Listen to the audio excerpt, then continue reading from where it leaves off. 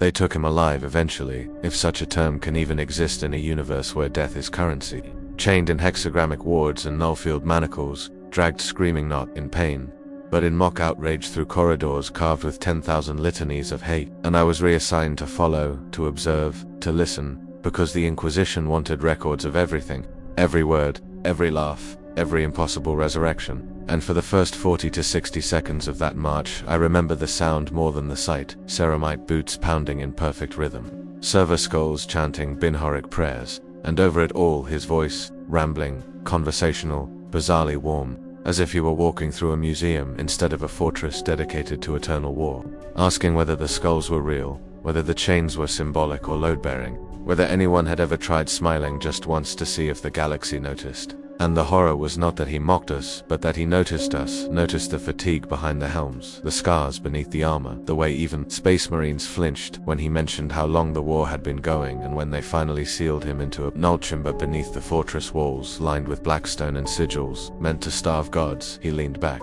against the restraints and sighed a long tired sound that did not belong in the throat of an immortal clown. And he told me, because his eyes kept finding mine, that he'd been in hells before.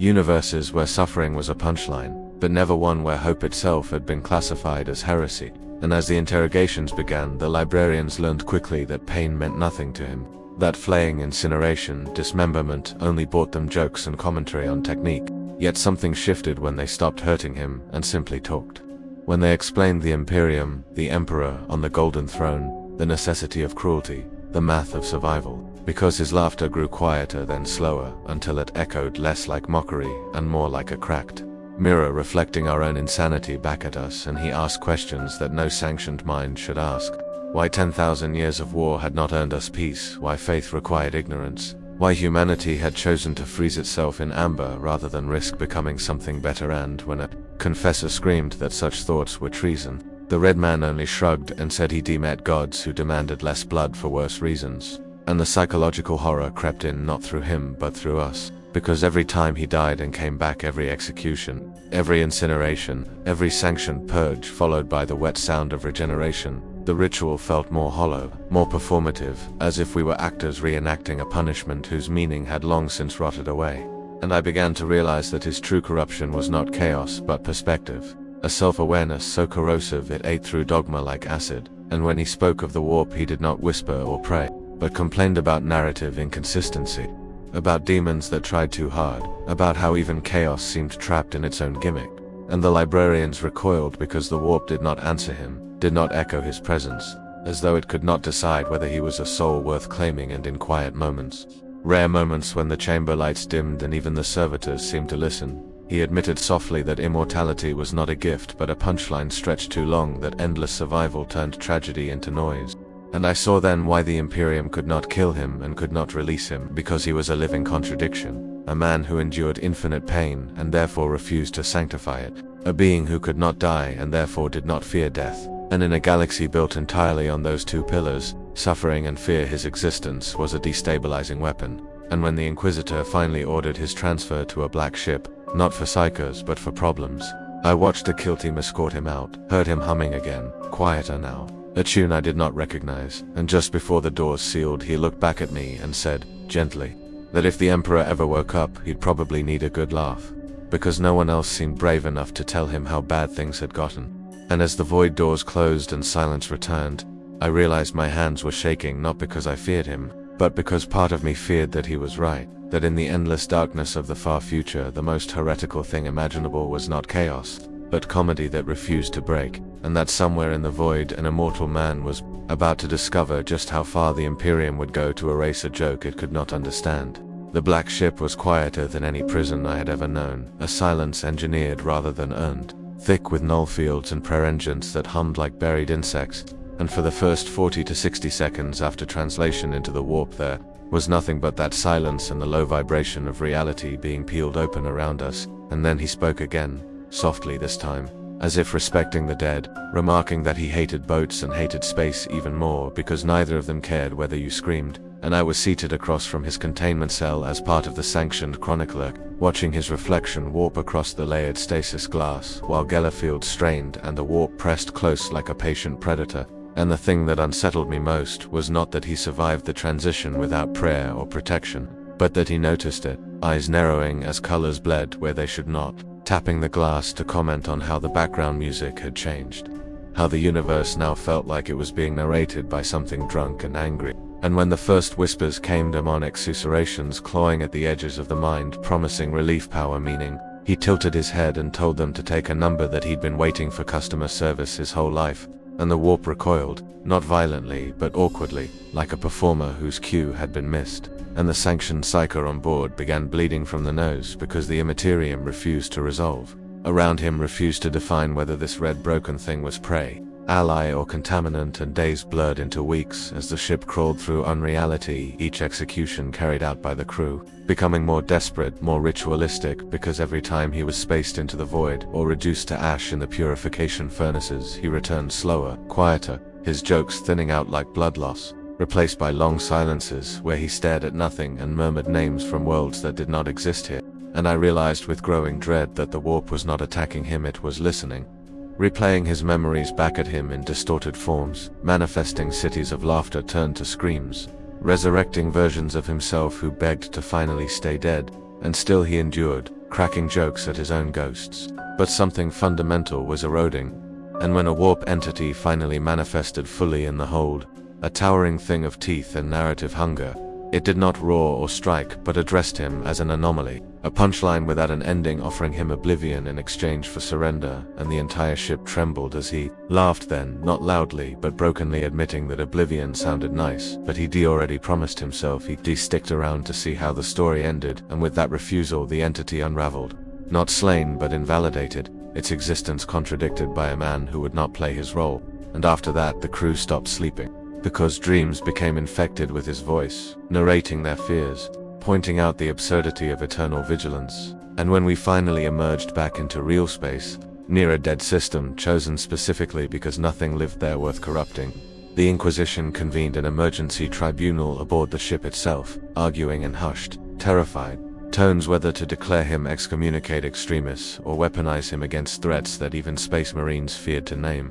And as they debated doctrines and probabilities, he sat quietly in his restraints, humming that same tune again, until I asked him against all protocol if he was afraid. And he considered the question with a seriousness that felt like blasphemy before admitting that fear required believing things could get worse. And in a universe like this, that belief felt almost optimistic, and when the final verdict came down, not execution, not release, but deployment, I felt the weight of it crush my chest. Because the Imperium had decided to throw its joke into the darkest corners of existence, and hope the laughter killed something important. And as the drop pod seals closed around him and the target designation flashed, a world overrun by something even the warp avoided, he looked at me one last time and said that if this was hell, at least it was honest about it. And as the pod fired into the void and vanished toward a planet screaming silently beneath a dying star, I understood that the Imperium had not solved its problem at all. It had simply escalated the punchline, and whatever waited planetside was about to learn what it meant to face a man who could not die, would not submit, and had finally stopped pretending that survival was funny. The planet had no name, only a designation scratched out of older records and then scratched out again, and as the drop pod screamed through its ash-choked atmosphere for those first 40 to 60 seconds, I remember the sound transmitted through the Voxnet metal shrieking, static prayer, and underneath it, his breathing, steady, almost calm, as if he were counting the seconds not to impact but to inevitability. And when the pod slammed into the surface and the doors blew outward in a bloom of fire, he stepped into a world that felt unfinished. A place where reality had tried to become something else and failed. The sky bruised purple and green, the ground pulsing faintly like infected flesh, and the ruins around him bore the unmistakable geometry of something older than the Imperium, older even than memory. And I watched through servo skull feeds as he made his usual commentary marks about color grading, about how the planet looked like it needed therapy, but his voice echoed strangely as if the air itself were absorbing and replaying his words at a delay. And that was when the first of them emerged. Not demons exactly, and not Xenos either, but silhouettes that hurt to look at. Creatures whose outlines could not decide what shape they preferred. And the accompanying data burst across my console in warning sigils, because this was a Necron world that had failed to stay dead, a tomb complex partially awakened and then abandoned its canoptic constructs, warped by millennia of warp bleed until they moved like nightmares, pretending to be machines, and the thing that should have killed him first, The Gauss flare that reduced his torso to drifting particles barely interrupted his stride, because even as his body unraveled, he kept walking, bones knitting mid-step, joking weakly about disintegration being terrible for posture, and the Necron constructs hesitated, not programmed for targets that did not resolve into alive or destroyed, and that hesitation cost them because he adapted quickly, not tactically but emotionally, realizing that these things were bound by rules, by scripts written long before he arrived, and he began to exploit that with a kind of weary creativity, letting himself be torn apart again and again to draw them into predictable patterns, humming louder now to drown out the screaming of his own nerves.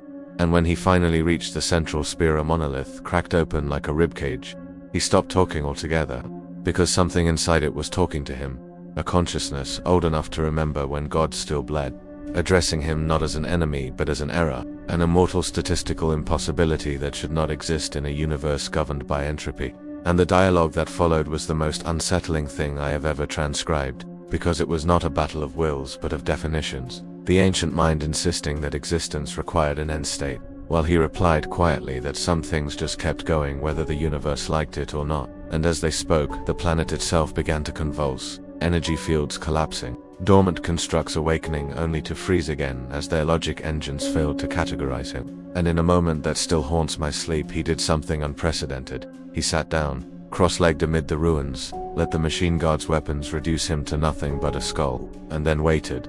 through reassembly, through pain, through mockery and threat, until the ancient intelligence finally faltered, because it could not win a conversation with something that refused to conclude. And when the monolith imploded, not in explosion but in resignation, collapsing inward as if embarrassed to exist, the psychic shockwave rippled outward, scouring the planet clean of warp taint and machine thought alike, leaving only silence and a man kneeling in the dust, breathing hard, not laughing. And that was when the feeds picked up a new signal: Imperial vessels translating into orbit, kill ships and exterminators platforms brought in to cleanse the anomaly. And I realized too late what the Inquisition intended, because a weapon that solved problems by breaking the rules could not be allowed to keep learning. And as cyclonic torpedoes armed above the atmosphere, he finally looked up at the sky, at the symbols of the Imperium descending like judgment, and asked, very softly, whether this was the part where the hero realizes he was disposable all along. And when the fire came, it was biblical. Oceans of flame and pressure turning continents into glass,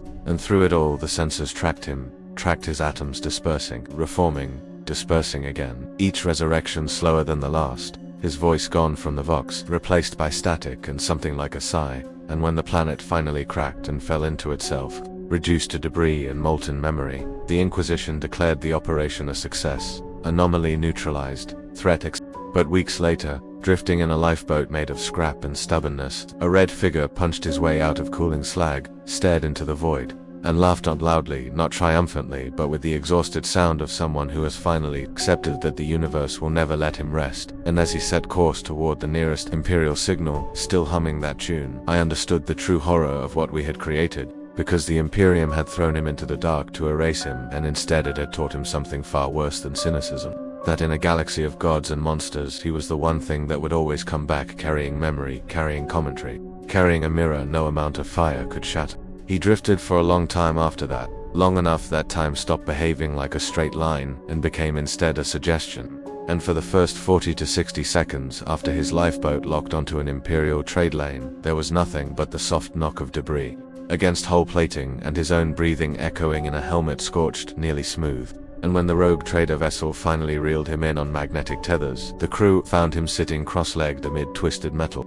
humming that same tune again as if it were the only thing anchoring him to continuity. And I was not meant to be there. My reassignment orders had come weeks earlier, but the Inquisition has a way of pulling threads back into its fist, and so I stood once more behind observation glass as he was brought aboard, less restrained this time, because restraint had proven meaningless, and the atmosphere had changed in a way I could feel in my bones. Because no one spoke of execution anymore, no one spoke of containment. They spoke instead of integration, of controlled deployment, of a living countermeasure against froze everyone present, that running from consequences wasn't freedom, it was just another kind of cage. And when the Inquisitor tried to erase him by collapsing timelines, trapping him in a recursive instant of dismemberment and rebirth, I watched in horror as the feed fractured into overlapping versions of the same moment, his body tearing apart in 1,000 slightly different ways, each one screaming, each one regenerating, until the sound became unbearable, and then, impossibly, he stepped out of the loop,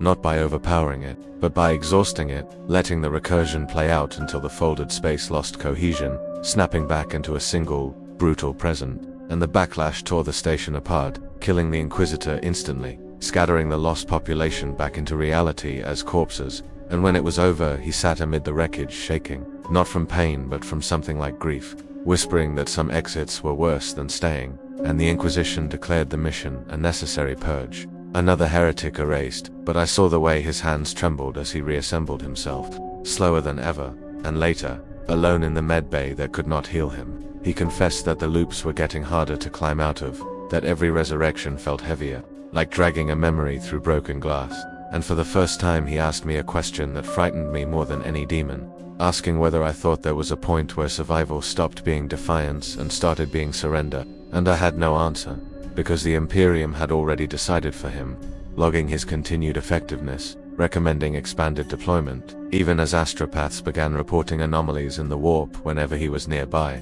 places where fate frayed and prophecy went quiet, and as our ship departed the wreckage and slid back into real space, I realized that something fundamental was changing. Not in him alone but in the universe around him, as if his refusal to end was wearing grooves into reality itself, forcing everything else to adapt. And in my final report, I wrote a line that was immediately classified and burned, that the greatest danger he posed was not physical or metaphysical but historical. Because as long as he existed, the future could not fully settle, endings could not completely close, and somewhere, deep beneath terror, I imagined the Emperor on his throne surrounded by 10,000 years of unending sacrifice, and wondered quietly, treasonously what would happen if that immortal, suffering god ever met a man who knew exactly how exhausting eternity could be and still chose, every time, to stand back up and keep going. It ended, if that word still had meaning, on terror, not with a battle but with a summons. And for the first 40 to 60 seconds after the order was delivered, the ship Estex felt heavier,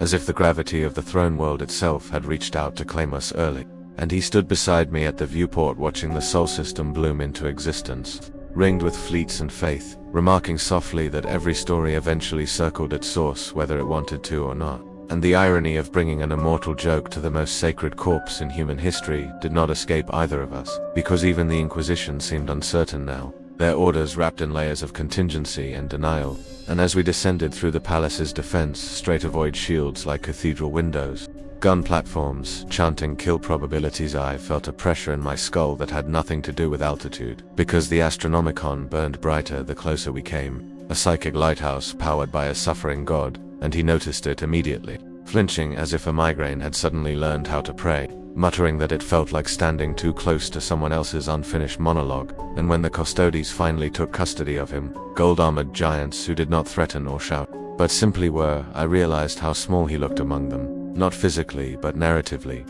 like a footnote that had wandered into a holy text. And yet as they walked him through corridors older than civilization itself, past walls that remembered unification and betrayal, the air itself seemed to hesitate, warp turbulence smoothing, probabilities aligning awkwardly around his path, and deep within the palace, beyond doors that no chronicler should ever see, he was brought to a chamber where the Emperor's presence was not visible, but inescapable, a pressure like history pressing its thumb into your spine, and I was not permitted to enter, but the recording devices were, and so I listened, heart hammering, as silence stretched, as the Emperor's will brushed against an immortal mind that could not be cowed by awe or erased by annihilation. And for a long moment nothing happened, no thunder, no revelation, until he spoke first, voice stripped of humor entirely, saying simply that he was tired, that he had died more times than he could count and lived through more wars than he wanted to remember, and that if this was the part where a god explained why it all had to be this way, he was willing to listen. And the response was not words but sensation, an overwhelming wash of necessity and sacrifice, of futures collapsing into the narrowest possible path where humanity survived at all. And I felt it secondhand through the instruments, the Emperor's certainty like a blade, and he staggered under it, armor creaking as if under immense weight. And for a terrible moment I thought this would finally break him, not kill him but convince him. And then he laughed, not loudly, not mockingly, but with a soft, incredulous sound, and said that he understood necessity, that he'd been surviving on it his whole life, but that necessity without an exit wasn't destiny, It was just a prison that learned how to justify itself. And the psychic backlash spiked so hard, alarms screamed, because something unprecedented was happening. An immortal god and an immortal man occupying the same conceptual space, neither able to end the other, neither able to fully override the narrative they represented. And in that impossible standoff I realized the true horror and the true mercy of it. Because he was not there to save the Emperor or to kill him, he was there to reflect him, to show a mirror that eternity had consequences even when wrapped in gold and worship. And the Emperor did not answer, not because he could not, but because perhaps, for the first time in 10,000 years, he had nothing new to say. And when the Custodes finally escorted him out, the Astronomicon dimmed for exactly 1.3 seconds, long enough for astropaths across the Imperium to scream as if waking from a shared dream. And the official record would later blame a fluctuation, a solar anomaly, anything but the truth. And afterward the verdict came swiftly and quietly. Because the Imperium could not execute him, and could not contain him, and could no longer pretend to control him. And so they did the only thing left. They let him go. Not free but unclaimed. His existence reclassified from asset to inevitability. And I watched from the docks as he boarded a nameless vessel bound for nowhere in particular, turning once to look back at the palace with an expression I had never seen on his scarred mask. Something like sadness mixed with relief. And he told me that gods and empires both suffered from the same flaw, that they mistook endurance for virtue, and that maybe one day the galaxy would learn the difference. And then he left, slipping into the void between wars, between stories, and the Imperium closed the file, burned the records, reassigned me to a monastery where nothing important ever happened. But I kept writing in secret, because years later, decades later, reports began to surface of impossible survivals, of battlefields where morale spiked inexplicably, of soldiers swearing they heard laughter in the dark just before standing back up. And the Inquisition hunted these rumors relentlessly, because they understood at last what they had unleashed. Not a weapon or a god, but an idea that refused to die. The notion that even in a universe engineered to grind hope into